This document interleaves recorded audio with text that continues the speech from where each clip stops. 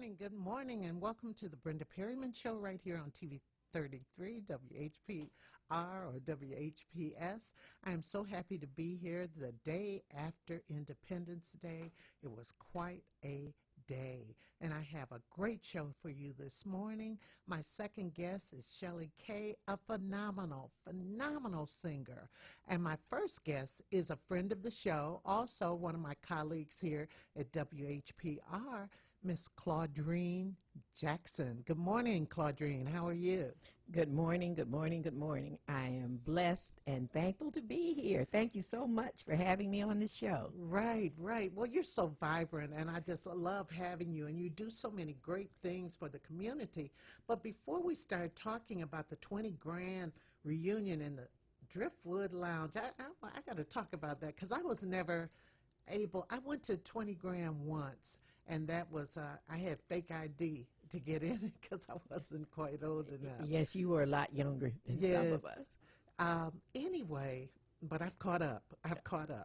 So, anyway, you grew up here, didn't you, in Detroit? I grew up in Pennsylvania. Oh, okay. But when my children were in school, we moved to Highland Park because back then, we're talking about in the 60s and 70s, they said Highland Park had one of the best school districts in the state. And I agree because you were a part of the Highland Park School District, and my daughter was so, she respected you so much, and she has kept up with you down through the years. Through the years. I love Cindy. I love her. Yes. And I love Highland Park. And I was fortunate to be able to do my student teaching here. I didn't know much about it when I came, but I did my student teaching and fell in love with the people, fell in love with the school district, and I insisted that I teach here. You know, I had offered for a contract for Detroit and Highland Park, and I chose Highland Park, where I met wonderful people. And like you have left such a legacy. Well, that goes on and on and on, because my daughter, I won't say how old she is now, but she still has great respect for you. Well, I appreciate it. So when you were here in Highland Park, were you a homemaker? Tell me about yourself. When I was here in Highland Park, I started out as a teacher's aide at Cortland, at Ferris Middle School. Ferris. But one of the beautiful things about Highland Park is that if you worked for the Highland Park Board of Education, you could attend Highland Park Community College at no cost. That's what started my college career, because I said, if I can go to college free and I don't do it, then I really have a problem. So that was something beautiful that I don't know how many other places have anything like that. But I got my associate's degree from Highland Park Community College at no cost because I worked for the Highland Park Board of Education. And that was funny because that was just such a wonderful college. Had a great reputation. A lot of great people went there too. And it was connected to the high school. And so I got to know a lot of those college professors too. And after you got that degree, the associate's degree, what did you do? But that's when I ended up having my fourth child, who was handicapped. So it kind of derailed my educational plan, and I didn't go back to school until he turned 10. But I did go back and get the rest of my degree. Oh, that was great. What was it in? Elementary education. I got a bachelor's in children with emotional impairments, and my master's was in learning disabilities. Here again, I had a good situation because Detroit Public Schools and Detroit Mercy High School, which was the high school I was attending, they had a plan. If you got your master's degree for learning disabilities and you taught in the Detroit Public Schools learning disabled students for 5 years, that got paid for. Well, so you know, in those days, though, that's what happened. Yes. Because I didn't have to pay back any of my college loans because at that point, even though I started teaching January of 1971 here in Highland Park, they considered it a low-income school district, and I couldn't understand that. at that particular time, but every year it canceled 15%. That's what we need, things like that. Now, I don't know how many things like that are going on now, but they had some really nice things back then. Right, right. So you worked off your loan, really. That's what ended up happening. And when did you marry Mr. Jackson? Uh, we met in 64. Oh, We, wow. we somewhat hooked up in 66, and then we got married in 1968. Before they had any hit records, before they'd had a couple hits, but they hadn't made any money. And Purvis was always saying, one day, I'm going to have a hit record, and I'm going to take you places, and I'm going to buy you things. And I thought, well, he's dreaming. But I don't believe that you dash water on anybody's dreams. Right. So I said, I'm not going to stop him from dreaming. But I thought one day he's going to say, well, I better get a factory job because this music business isn't paying off. But lo and behold, everything he told me did come about. So that was a lesson for me in sticking to it, believing in yourself, and having endurance and to keep going. Absolutely, absolutely. And it was funny because it's a shame, that song. Yes. It's a shame. Yes. It always makes me think of a block party that I lived on the west side, and we had a block club party, and that was one of the songs we played, and also and we danced to, of course, and then "Truly Yours." That's what the letter said. Oh, yeah. Yes, yes, Yes. And so I knew of the Spinners. I loved the Spinners, but I didn't realize that they weren't making money then. And it wasn't until the 70s when they started making those other hits, And we had mentioned Aretha before. Aretha Franklin Right. took the Spinners with her to Atlantic Records. And she had them opening shows for her before they had any hits. Now, Truly Yours and It's a Shame were hits, but they never made any money. Right. And that's one of the things that we've learned about the music industry, that you can have a hit record and still not make any money. Right. But the Spinners were blessed by Aretha. She took them to Atlantic Records with her, and their career just took off. Tom Bell started writing for them, and their career just took off after that. November of 72, they got their first gold record. Wow. I know that caused for celebration. And, their songs still endure, and I had the Steels brothers on in May. They both came, and they wrote "Could It Be I'm Falling in Love." They came to Detroit to do my show, and that was a big hit for the Spinners also. You're right. You were you invited me to be on the show, Right, so I got yeah. to meet him. Yes. And I wouldn't have met him had it not been for you. So I was able to meet him and thank him Right, for right. all that they've done. Right. But Purvis, Motown had something that record companies need nowadays. They had something called artist development, Right. where they taught their artists how to perform not only on stage but off stage, how to have class and dignity and be prepared to meet anybody. So when Purvis would leave Motown, he would come home and put me in artist development, and I'd say, well, Purvis, you're the celebrity, I'm not. And he'd say, one day you're going to be glad I'm teaching you this.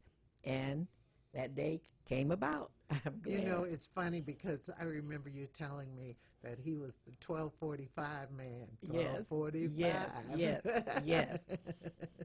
Yeah. And he became the sex symbol of the group.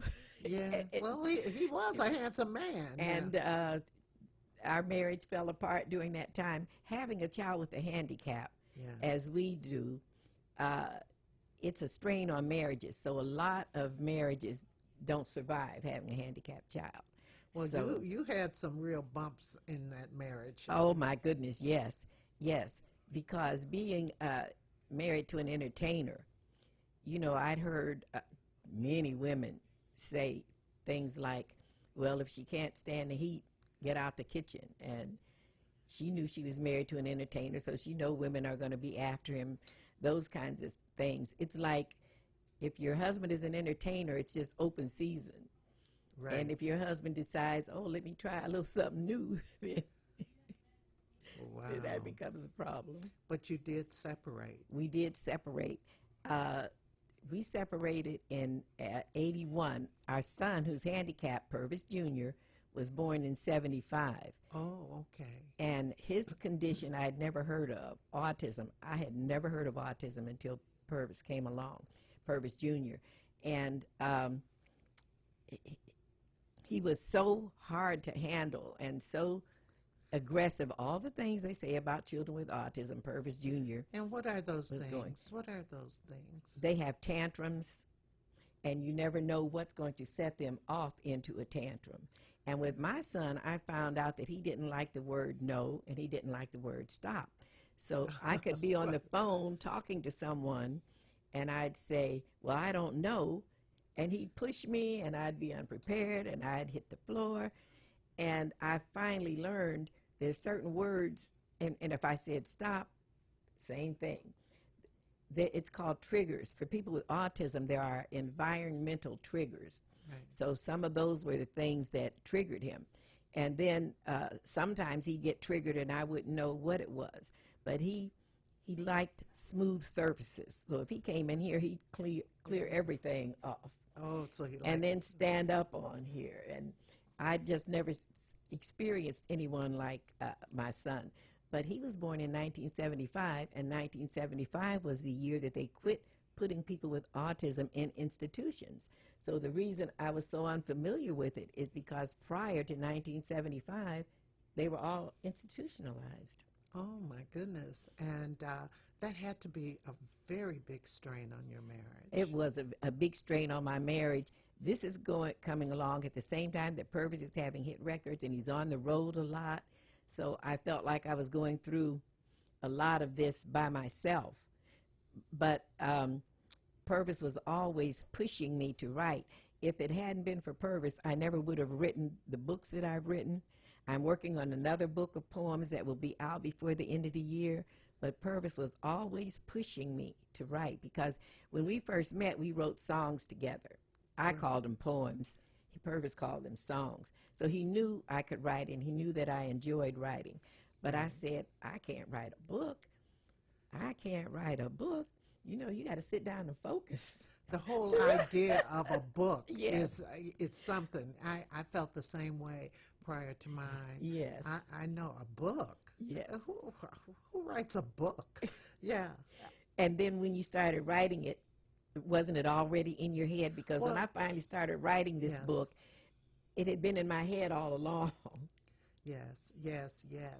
And the hits, I remember, I just want to say this one time, it was at the Masonic Temple, and Felipe Wynn was with the group at the time, and he was singing Mighty Love, and he was mighty, you know how he danced across the stage. Yes. Were you there when he fell off the stage? Yes. I was there in that audience too. He was just going, and he fell into the orchestra pit. Yes. And then they got him up, and he kept on dancing. But I heard they went to the hospital afterwards, you know. But you know, when he passed away, it was in Oakland, California, performing. And he fell off. He came back for an encore, and he fell off the stage. So they thought it was just him doing this same thing he always did. And, well, he didn't always fall off the stage, but he was always skipping and jumping. And he never made it, never recovered. Wow, that was interesting. I mean, he had a great, like, improvisational voice, too. I mean, the way he'd carry out the ends of some songs. In fact, the Spinners complimented each other very, very well. Now, the 20 grand, you say a 20 grand reunion. For those people who don't remember the 20 grand, why don't you tell them what the 20 grand was? Well, for the people that don't remember the 20 grand, ask your mother, ask your grandmother. They know about the 20 grand. The 20 grand was a destination nightclub in the city of Detroit. It's a big part of Detroit history, and we don't want that history to get lost in the shuffle of so much going on in the world. But in the 60s and 70s, the 20 grand was the destination. People came from all over the country, and when they came to Detroit, the 20 Grand was where they wanted to go. The 20 Grand had a 20-lane bowling alley, fireside lounge, and a snack bar on the lower level. On the upper level, it had a humongous ballroom called the Gold Room, and then it had the Driftwood Lounge where the performers performed. Now, and the Gold Room and the Driftwood Lounge, two different rooms. So it was a big complex. And the Gold Room, I don't know if you remember Frantic Ernie Durham. Of course I do. Okay. Yes. He had teen dances in the Gold Room twice a week. So the 20 Grand was very busy, and it was very well-liked, and I didn't want the history of the 20 Grand to get lost. And when I mentioned to my daughter, this is our second 20 Grand reunion to raise money for the Purvis Jackson Foundation. When I mentioned to my daughter that we're going to have a 20 Grand reunion, this was last year, she said, well, that's from the 60s. Ain't they all dead? I said, no. There are some of us still living, and we're going to be recognized while we're still living. Let's talk about some of the acts that performed there. Motown and the 20 Grand worked kind of together, and Berry Gordy, before he sent his acts on the road, the 20 Grand was their proving ground. He sent them, they performed at the 20 Grand. So that's during the years that I was working there, and I got to see all of the artists, not just Motown artists, but people came from all over to perform at the 20 Grand. Now, Bill K. Bush and Marty Eisner were the owners of the 20 Grand. Bill K. Bush, we called him BK, was a really good boss. He was firm, but he was generous. If you needed an advance on your salary, he would give you an advance. If somebody came to him and said, my rent is due and I don't have the money, he'd give you an advance. Entertainers would call him from New York and California, say, BK, I don't have money, I need to get back to Detroit. He'd send them the money and say, well, Claudine, I guess they're going to have to perform here now. So we called him the Great White Father because he was so generous. I had no idea, we were calling him this behind his back. So then one day he comes to me and he's telling me who has asked for money. He says, what's the Great White Father to do? I said, oh my God. I said, we call you that. But I think he wore that kind of as a badge of honor because we did respect him and love him. So, it's funny because I was a teenager during a lot of that time, and the 60s, of course, and I remember going to the 20 Grand, but I made my little fake ID. I also made my fake ID for the Palladium, because you had to be over 17 or, I don't know. 21. 21 or at the 20 Grand. And I Yes. sure wasn't 21, but I just had to see what this place was like because it was legendary. It was legendary. Absolutely. It was on 14th Street or something? 14th and Warren, right on the corner of 14th and Warren. Right. But since when I started the 20 Grand reunion event last year, it was such a success that I said, well, we'll do it again. But I was amazed at how many people told me they were coming in before they were 21. This is before you had picture ID. I know. And the girls said the over 21s would go into the 20 Grand, go to the bathroom, and throw their ID out the window for the under 21s. I wish I knew people. I was busy doctoring this thing, trying to get out. It's amazing. I found out how many people were doctoring it. Yes. And coming in. And one girl, she said, this is lately that I found out that her parents were telling her when she turned 21, she was going to have a big night out at the 20 Grand, and they were going to take her. She could have her first drink and her first nightclub. She said they had no idea she'd been going in for 3 years. They took her when she turned 21. Right. And it was they thought, such a treat for her, but she was all used to it. Mm-hmm. And I didn't find this out until lately because they were very careful about checking ID when Yeah, you came in. well. But the other thing about the 20 grand is we saw all these wonderful artists, every Motown artist perform there. And all the different groups, the OJs, the Stylistics, other groups other than Motown groups. Right, right. And it was $5. The admission was $5. Amazing, wasn't it? And back then they put on 10 shows, no, 10 nights. They did 3 shows a night for 10 Right. nights. Right. Performers don't do that kind of. Not anymore. Yes. But you know, the thing about Detroit audiences, they say if you can make it in front of a Detroit audience, That's you right. can make it anywhere. That's right. You know, and well, tomorrow, July 6th at 7 p.m. is the reunion, 20 grand. The Driftwood Lounge. Is it in the Drift? I mean, no, I know it's not in. Right. It's at Burt's Marketplace. Right. I don't know why I was taking myself back to the Driftwood Lounge, you know. Well, I'm sorry that you missed the heyday of the 20 grand. But the 20 grand ladies, they were the ladies that kept the men coming in. There were some ladies that men would come in and say, is such and such coming in tonight? And I said, I don't know. So the 20 grand ladies, those the ladies that had the tiaras on, the 20 grand ladies kept the men coming in, and the 20 grand men kept the cash registers ringing. So I wanted to recognize the 20 grand ladies and the 20 grand men while there's still, so many of us are gone, though. So many of us really? are gone. Yes. Really? Yes. So what do we expect tomorrow? Oh, we're going to have a hustle marathon. I've been A hustle marathon. I say I've been hustling for autism for 40 years, so people will be hustling for autism tomorrow, and there'll be a cash prize for the last person dancing. Really? Yes. Yeah, we had a hustle marathon before, and it was a big success. And I was participated in it a little, but I have knee problems and all that, so hustle marathon is not for me anymore.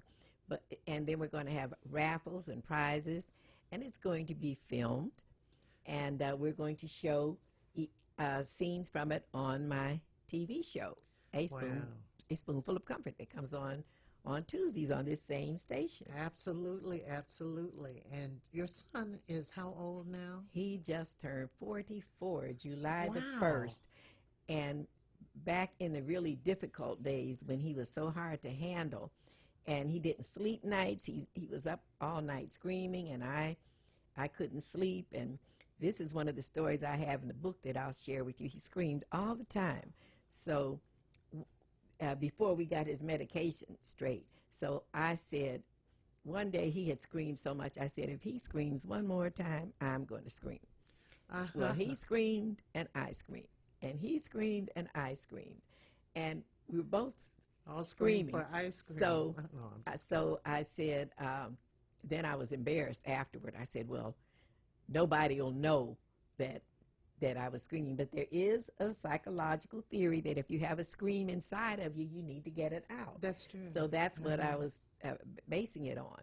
Well, my daughter came home from work, and she said, Mama, are you all right? I said, yeah, Mama.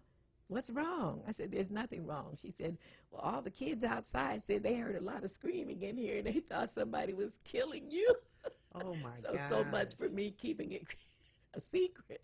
Yes, well, I love your poetry. You know, Thank you. I do. Thank You you. know, Thank you. Thank I you. do. I read. Thank you. You know, I always see something. I like this special educator. Yes, ma'am. And you say here, I can't say enough about the teachers and therapists who work with children with autism. Yes, ma'am. They were the ones who helped me learn to accept my son and learn to manage his behavior. They are truly earning their stars in heaven. I wish I could give them all medals. And you have this poem I'm just going to run through real quick because we got to go to my next segment shortly. Special is as special does, and special you shall be when you care for special people who are not like you and me. You're trying to save the children, and you're doing it with grace and love and dedication and a smile upon your face. You all are special people. You taught me how to see, to look inside and let the outside be. Your determination caught me. I can make it if I try. I'm learning to be patient. I'm learning not to cry. I'm learning to be positive. I'll do what I can do, and I'll make some progress if it's what I learned from you. I don't know why you do it. I don't know why you care, but I have to tell you how I feel. Thank God that you are there. And that's by Claudine Jackson. So are we able to still get tickets for the 20 grand reunion tomorrow? Yes, it starts at 7 p.m. You can get tickets at the door. And like I said, it'll be filmed. And we're going to interview the 20 grand ladies and the 20 grand men. Last year, I forgot to do that. So if we're trying to document some of our history, that's Yes. a part of it. And the dancing, I mean, the big four. You have the big four here. Oh, the big four are the people that have raised a lot of money for the Purvis Foundation. Okay. So I wanted to recognize them, and I gave them awards. And you're looking at the picture of the big four. The gentleman passed away since then. So the big four are no more. And, I knew he had medical situations, but he gives a golf event every year to raise money Right. for the Purvis Foundation. Now, originally, I thought book sales, because Purvis was still alive when we came up with the concept. And we thought the book sales would keep the foundation going. Okay. Okay, well, tomorrow this is a great cause, and you're going to have fun with the great cause, 20 grand reunion, another 20 grand reunion tomorrow, July 6th at 7 o'clock. You can buy tickets at the door, and this is exciting. They're going to celebrate the Mighty Mighty Spinners, and you get to do the bop and calypso and some of those old dances we used to do back in the day, too, right? Right. Thank you so much. Now, the Purvis Jackson Foundation helps lower-income children with handicaps. Right. A lot of them are single parents, and they can't afford their treatments and therapies, and we send them to camp. Whatever the parent needs, we provide many grants. Absolutely. This is such a wonderful, benevolent foundation. So everybody stay tuned. I want to thank Claudine for coming in this morning and talking to me about this. And this is an event that shouldn't be missed. And I'll be back in just a moment with Shelley Kay. Thank you.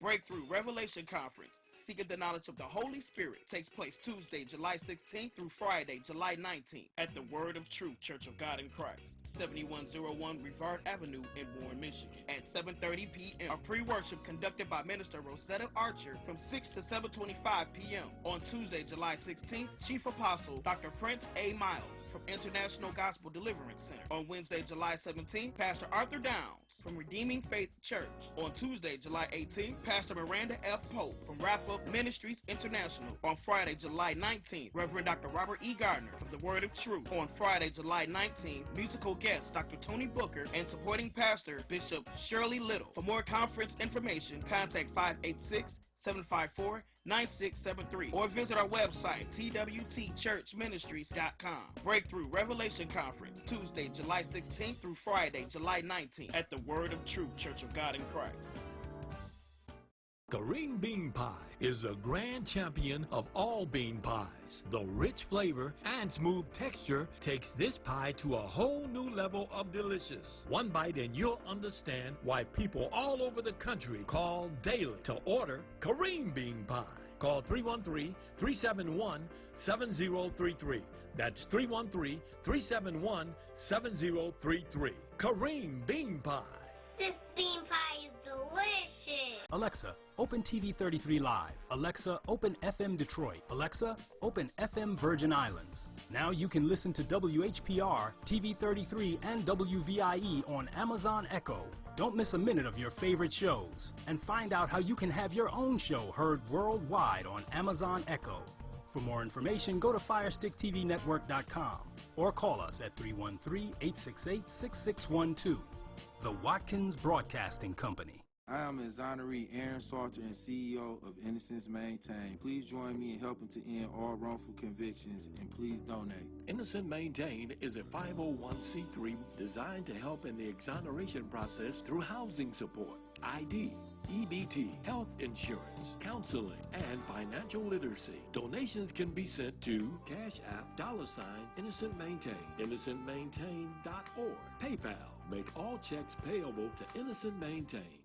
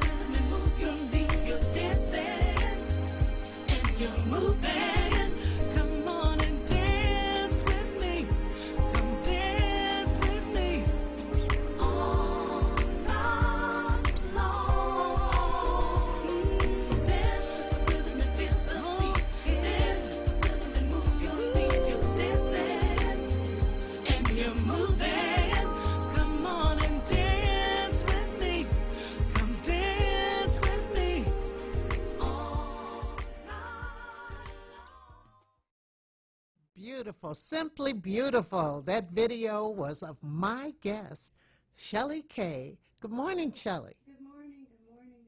How are you? I'm good, thank you. You have such a strong voice, such a beautiful voice.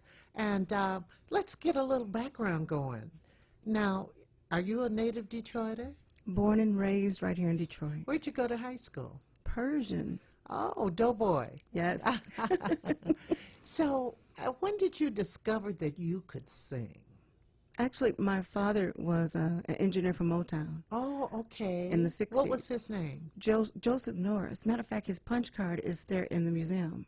Oh, okay. Wow. Yes. So he would come home and train myself and my three brothers. I was 3. And he would literally... You were 3. I was 3. I was 3 years old. And by 5, he was taking us downtown to Kennedy Square to perform. I'm really finna tell my age. We did a couple of Rita Bell shows. Rita Bell. Yes. And a couple, it was a place I think called the Underground that we would, a lot of places he would take us and we would perform and we would have to, of course, immediately leave after the performance. Right, right. So, but he groomed me from what he was saying, because he was basically there at Motown more than he was at home. Right. And then he went on the road with the Temptations and all of them back then. So I saw really of him when I was little. Wow. He would be so proud of you now. And so you started performing when you were very, very young. Correct. And in school, were you in the choir? What was, when you were a teenager, what was your outlet?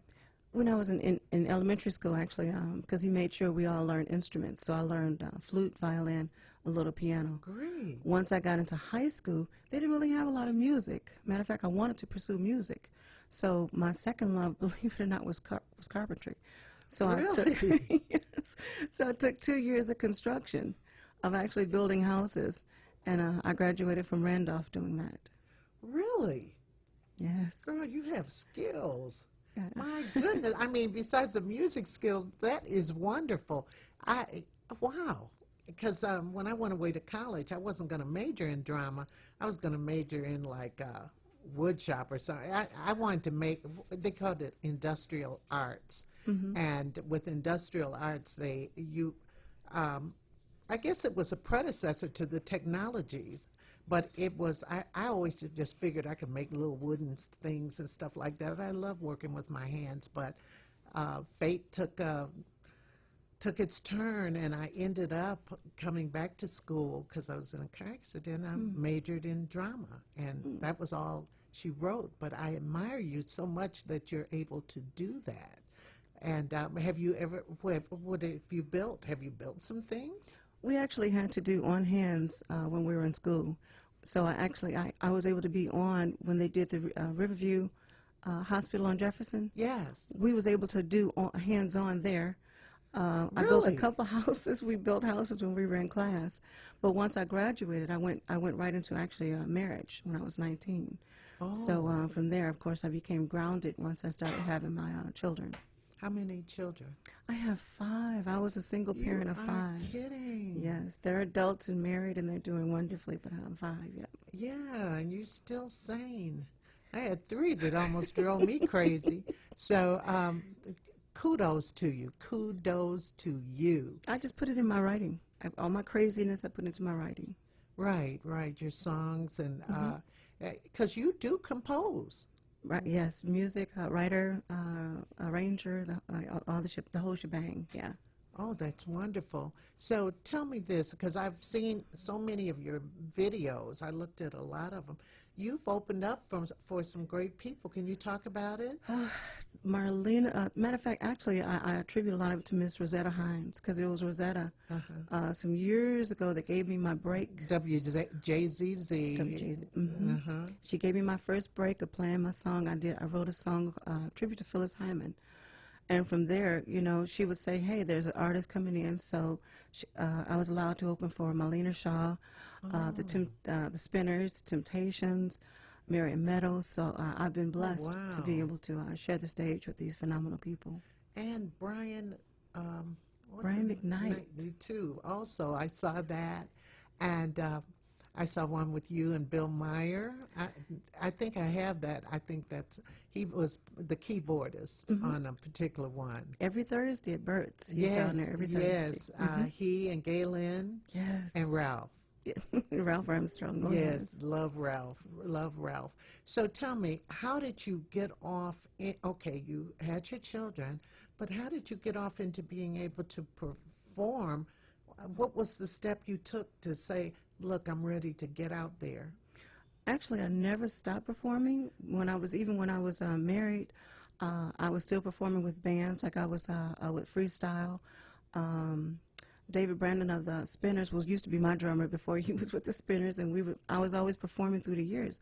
I made my hustle able to take care of my kids from still performing. Oh, okay. The older they got, my 2 oldest daughters actually joined me in performing with me. Matter of fact, the song that you just... Were those the 2 girls? Were those your daughters? One of them was. The oldest daughter was having my first granddaughter at the time for the video. But the other one was my daughter, and the other one was a good friend of mine. Wow, wonderful. I believe in making things a family affair, and that was just great. So now, are your kids all grown? They're all grown. My last son, he's 19, and he and I, we're doing a CD together as we speak. Really? He taught himself. I taught him a little piano when he was 3. but I could never really get this left hand to work. And he could. So he's now, he's self-taught classical jazz. Really? But we're actually working on an adult R&B CD together, as well as co-writing. Like we're writing a song presently for Miss Brenda Wilson. I know Brenda. She's a friend of the show. Yes, it's a beautiful song we wrote for her, or writing for her father. I Miss You. Oh, for Jackie Wilson. Correct. Mm-hmm. So I'm having a ball writing and performing with him, and looking at him grow and inspire into this artist, this phenomenal artist. Well, besides being a musician, can he sing? He just started singing. It's about 2 years ago. He said I could never get him to sing, but now he's doing, because my dad taught me 5-part harmony. So I've been teaching him 5-part harmony. Wow. So we both wrote a song called Breaking the Silence for Nan Bailey. She had a, I know Nan. She was on my show. correct. She had a thing that she did called Breaking the Silence. And my son and I, Justin Williams, we wrote that song for her, and he was right there in the background with us. So he's now singing background. I just can't get him to do lead yet. Oh, okay. But, Yeah. you know, it takes a minute sometimes. Everybody's not ready to jump totally out there. But he seems to be coming along. And he's how old? He's 19. 19. Yeah. So, I mean, be proud, be proud, be Very proud. much, very So you were singing all along. Where were you singing? Not only was I singing, but a lot of people, I'm attributed to, along with StarTime Karaoke, Roy Brown, that we brought Tell karaoke. the audience about StarTime Karaoke, because both you and Claudine were talking about that. Mm-hmm. We actually brought karaoke to a lot of the black bars over 20 years ago. It was already in the white bars, and no, prejudice in case anybody, but just the distinction that we had brought it to the black bars. And so once again, that was how I was making my hustle. I started with Roy Brown. He was from Ann Arbor, and he wanted to bring it here. I was already performing with my different bands and different clubs, so I was able to put the two together.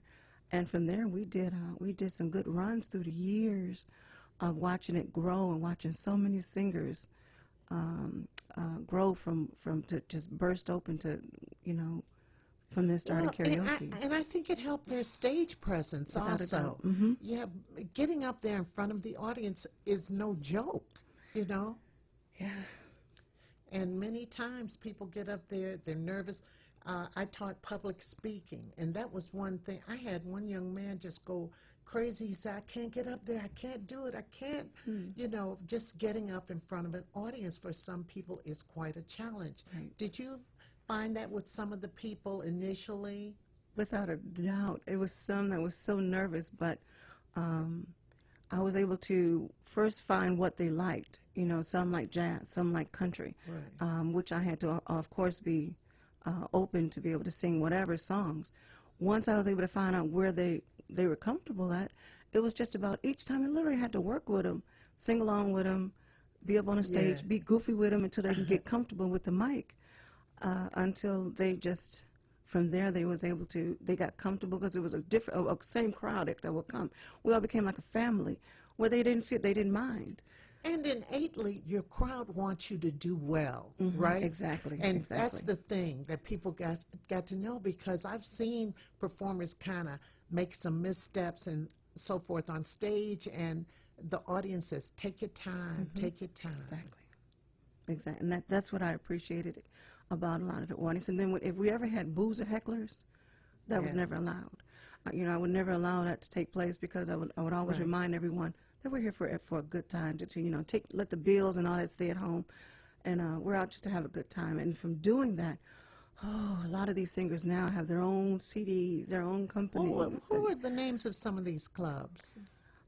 It's Club 7, Strawberry Fields, the Limit Lounge. Oh, wow. And I wish I would have known about that, but I can't sing. I sing. That's the first but thing everybody says. No, there's no bout a doubt it. No bout a doubt it. But I've always wanted to sing. But you know, there's some songs, I guess we can sing, I could sing with a group maybe. You know, did you ever have people get up there like in a group? Oh yeah. As a matter of fact, if a group came in, I would try to get them to come up as a group, find some kind of songs. We are family, something that'll get them happy, and you know, that'll want them to get up there. Or if it's a young group, you know, I got a hip, a hip, a hip, a hip, a hop. You don't stop the rocket. So I would encourage them to come up Sugar as a Hill group. Gang. Listen, what is your favorite song that you like to sing? I am a complete Nancy Wilson, Phyllis Hyman. Matter of fact, I'm working on a show, the Nancy Wilson Experience, that will be coming out at the Aretha Franklin Jazz Cafe. Look like it'll be August 30th, along with Kern Bradley. Oh, So, Kern. I gotta get him on.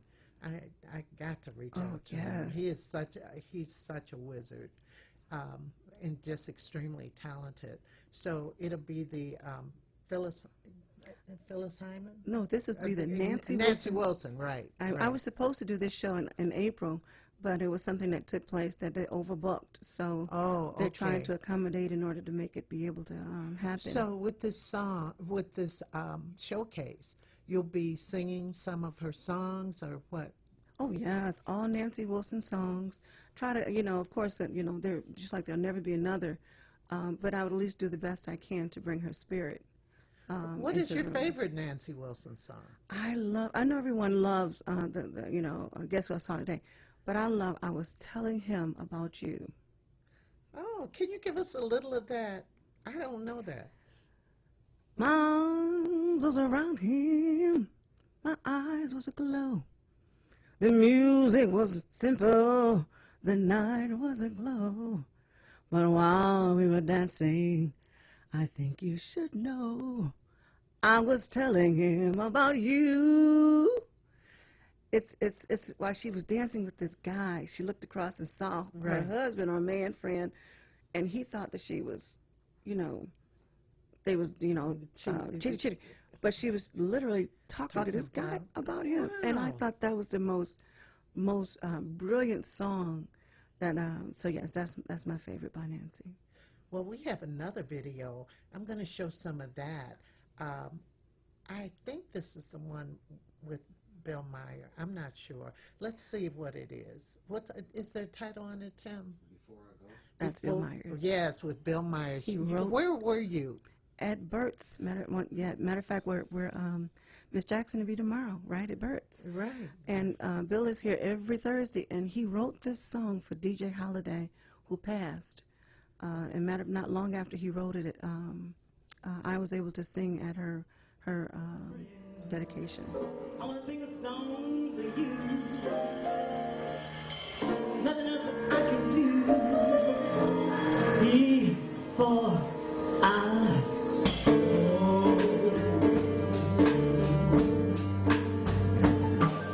I love to sing to live. Singing for you just soothes my soul.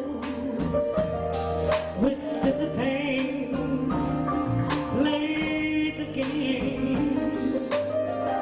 I made it all this way to sing for you. And I think you wouldn't understand what life has put me through. Music is a blessing. No one comes and ain't good heart. I know it's deep. Oh, that saved my life. She struggled like me. I love that girl, and now I bring her spirit to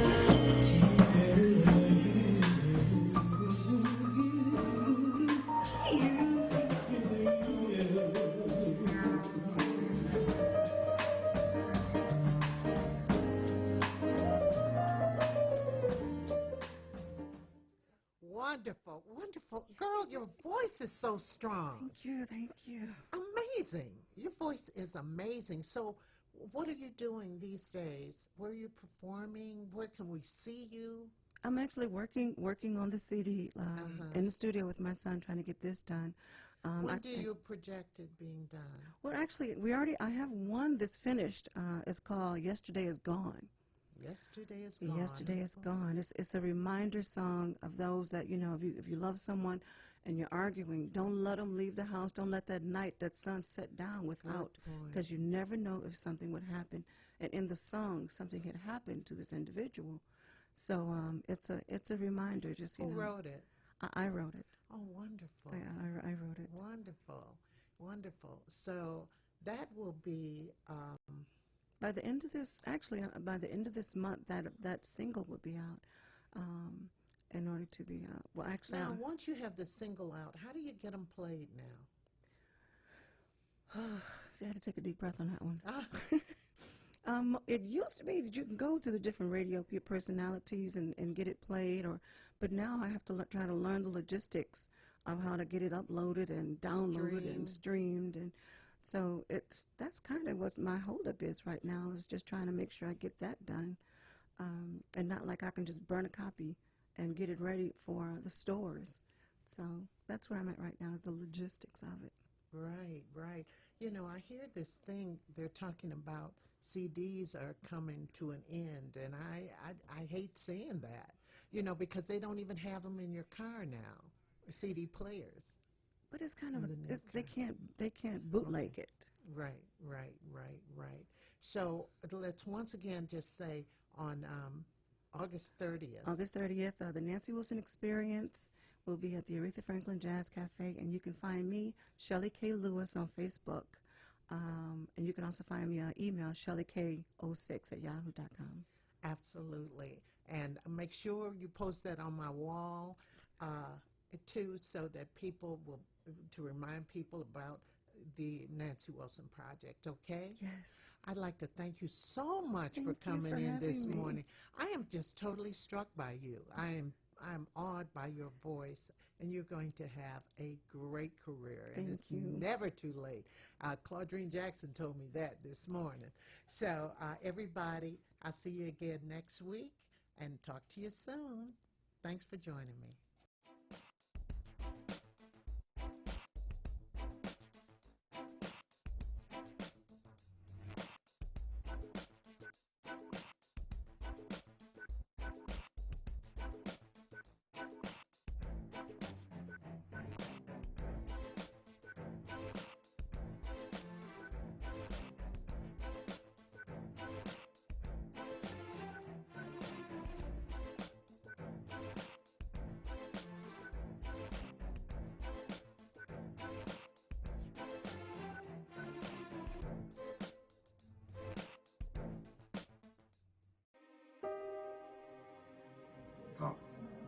Hey, Papa, how you holding up in